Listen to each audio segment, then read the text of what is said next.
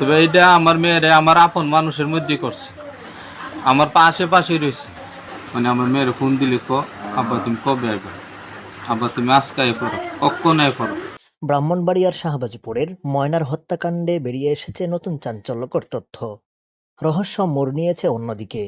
ময়নার বাবা বিদেশে থাকায় মা পরকীয়ায় জড়িয়ে পড়েছিলেন ময়নার চাচার সাথে। ময়নার চাচার সাথে গত 3 দিন আগে যেদিন ময়না নিখোঁজের খবর প্রকাশ পেল, ওই দিন দুপুরবেলা মা ও চাচাকে একসঙ্গে উলঙ্গ অবস্থায় অন্যায় কাজের মধ্যে দেখতে পায় ময়না। ময়না তাদের অন্যায় অপকর্ম প্রকাশ করে দিবে বলেই এই ঘটনাকে ধামাচাপা দেওয়ার জন্য ময়নাকে তার মা প্রথমে একটি কান কর্তন করে, তারপর দেয়ালের সাথে তাকে ধাক্কা দিয়ে আঘাত করে মেরে ফেলার চেষ্টা করে।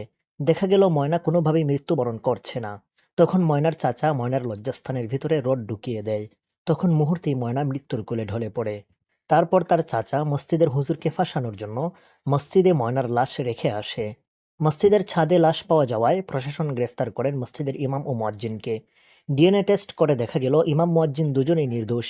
কিন্তু আদালত সসম্মানে মুক্তি না দিয়ে মিথ্যা মামলা দিয়ে 2 দিনের রিমান্ড মঞ্জুর করেছে। দাঁড়িয়ার টুপি থাকায় আজ সমাজ আর রাষ্ট্র অবজ্ঞার নজরে দেখছে তাদের। এদিকে ময়নার বাবা বিদেশ থেকে চলে আসেন ময়নার আকস্মিক মৃত্যুর সংবাদ পেয়ে। বাবা সাংবাদিকদের প্রশ্নোত্তরে বলেন, আমার মেয়ে কোনো একটা বিষয় জেনে গেছে, যার ফলে মেয়ে আমাকে ফোনে কথা বললেই দ্রুত বাড়িতে আসার জন্য বলতো, এবং বাবা নিজেও চাচাসহ বেশ কয়েকজন এই হত্যাকাণ্ডের সাথে জড়িত আছে বলে ধারণা করছেন। এখন ইমাম সাহেবকে আমি কি বলবো, আমার বাইরে তো আমি আপনার ভাইও সন্দেহের বাইরে না। সন্ধ্যের বাইরে না, হ্যাঁ। আমার ওয়াইফও সন্ধ্যের বাইরে না।